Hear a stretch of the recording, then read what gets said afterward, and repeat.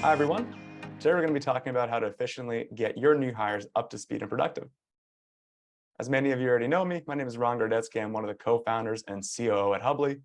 And for today's webinar, I'm actually being joined by James Whedon. James has worked hands-on with over 100 financial advisory firms and their support teams to help fully optimize Hubly and enhance your business. Many of you have also met James in working with us. Today, we'll start out by looking at some of the core challenges with new employee onboarding that we're going to be looking to address.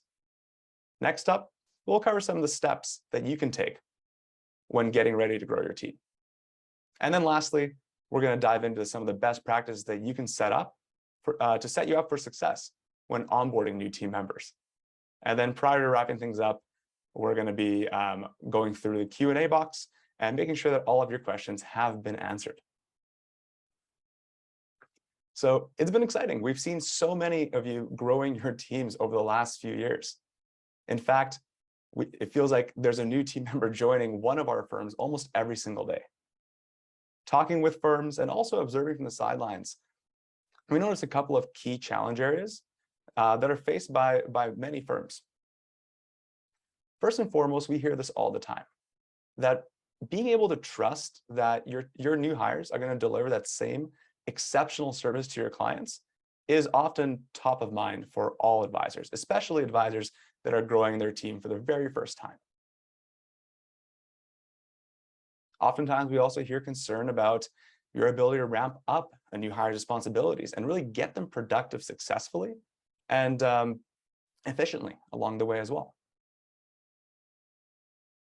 And lastly, we often get questions about how you can better leverage the tools that you use and the preparation that you do in preparing for the new hire to tailor that new hire's onboarding experience and role to be a better fit for them as a person and their unique set of skills and past experiences. We find this conversation really to be super timely because looking at some stats, we found that by 2025, it's expected that millennials are predicted to account for up to 75% of the workforce. So millennials are not your college students today. In fact, they're already 26 to 41 years old. And what they're looking for in a workplace are a few things. First up is that ability to make an impact and see the impact that they're making on the business, on the client. It's important to bring them into the conversation. Frequent feedback is an important aspect for millennials as well, enabling them to improve and grow within their roles. And as many of us have already figured this out, flexibility, but not in just where we're working from, but also what we're working on. That ability to grow the scope of your role, to grow within your role, and to be independent in working towards some key accountabilities and being flexible in that. And that leads nicely into the next one, which is personal development opportunities. So feeling that their team, your team, is supporting them in their personal growth. And last but not least, technology is also very important. Because as we know, this generation has grown up around technology and is usually very quick and intuitive about adapting new technologies that they believe can support them personally and in their work.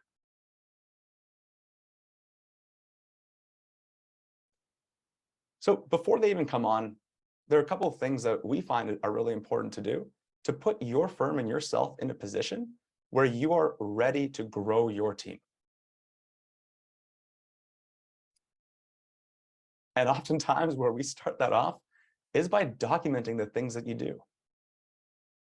Time and time again, we hear this often, that a lot of the processes, a lot of the steps, a lot of the key flows that you go through when capturing and when fulfilling client promises and work are documented in your head.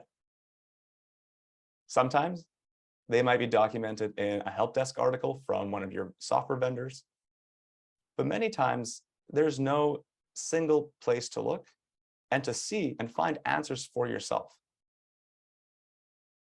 So you already know what you do for every client. as different projects come up.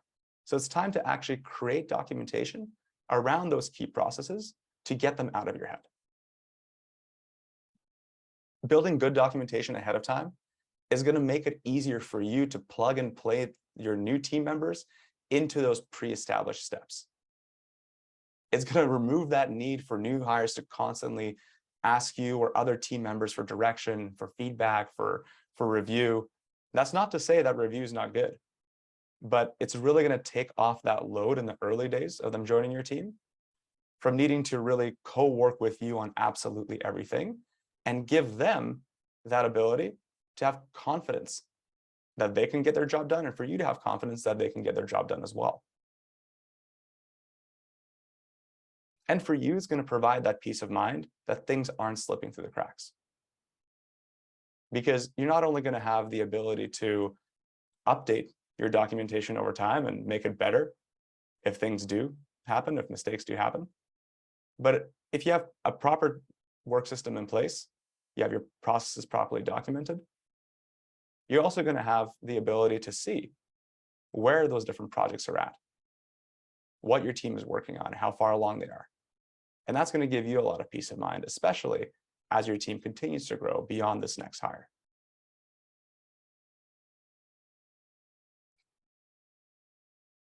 Great.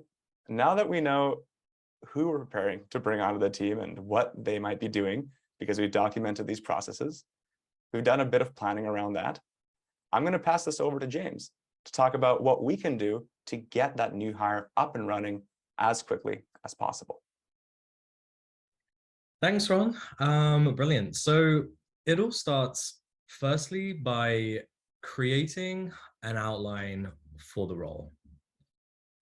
So for this, you'll want to identify the responsibilities that they're going to take on.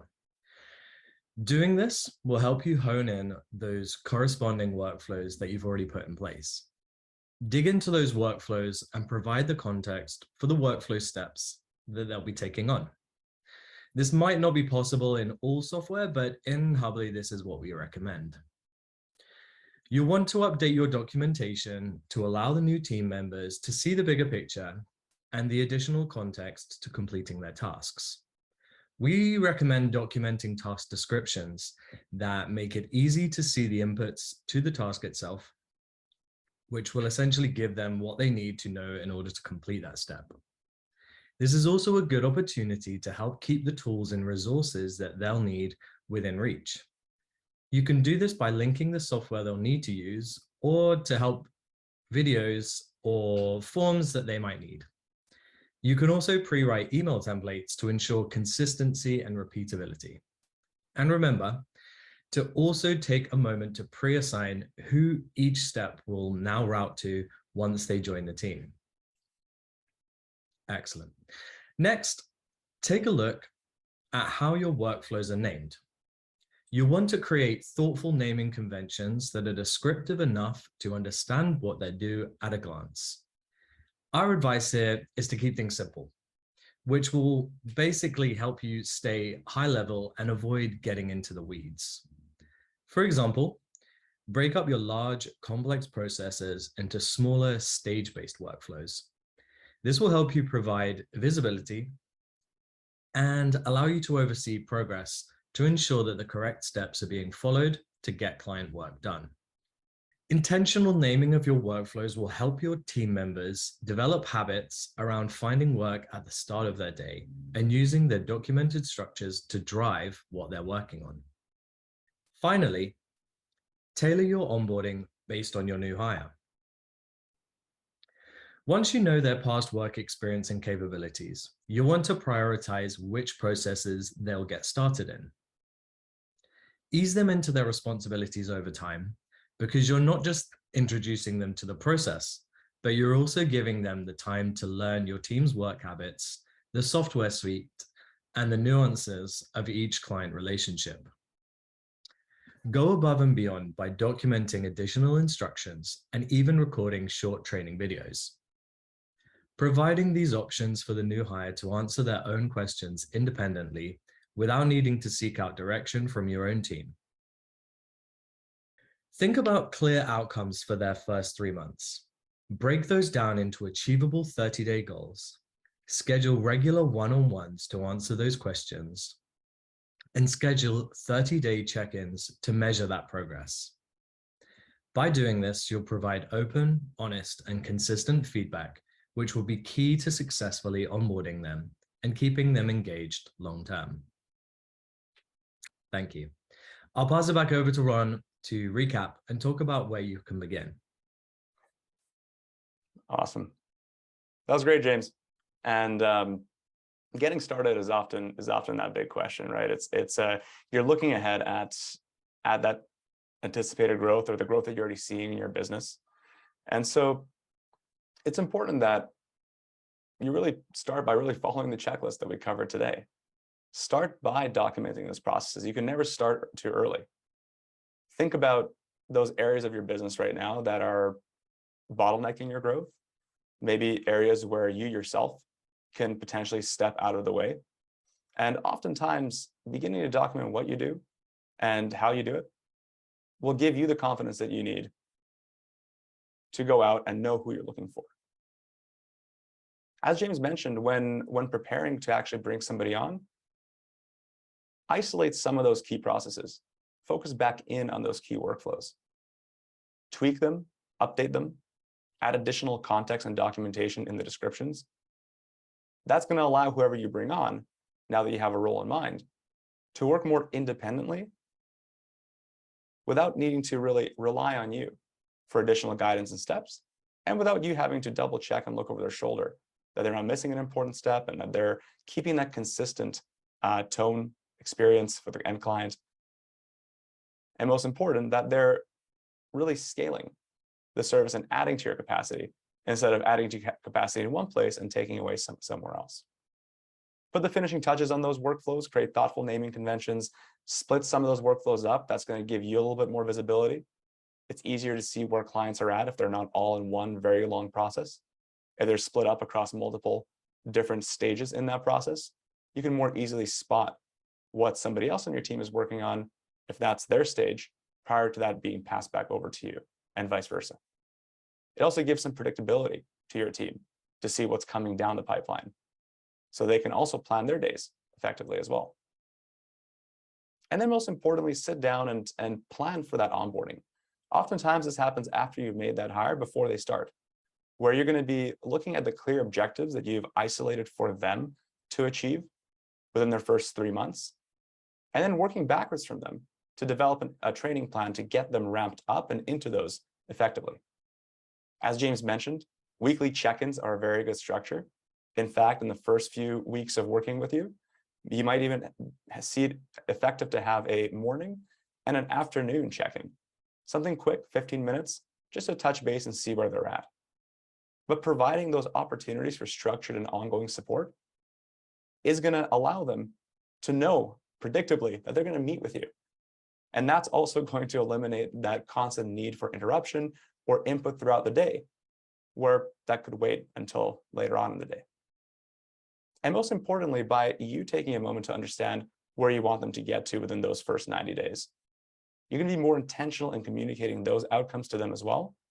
And as for us all, it's a lot more intuitive and straightforward when we know how we're being measured and how we're being assessed and what we're working towards. So taking that time before they start to set up those outcomes the first 90 days, set up daily or weekly check-ins, and then really take that new hires onboarding 30 days at a time is going to allow you to get them successful faster and more predictably as well. We also recommend doing a bit of a technology audit. That's intuitive when you're documenting those workflows and processes, but also before you're bringing on that new hire. Try to understand really where you're working across the different technologies you have. If you don't yet have a workflow tool or a task list tool that can actually support building those documentations for your processes, then maybe you do that technology audit first prior to setting all this up. If you're a customer, as you already know, you can always message us in the Hubly chat if you have any questions. If you're not a customer yet, then if you visit our website at myhubly.com, you can always schedule a free call with us and ask us those questions and we'll help you get started. We also have that chat online as well. So if you have questions and you're not a customer, you can always message us using that chat as well. Thanks, everyone. Hope you have a great rest to your day, or rest of the day.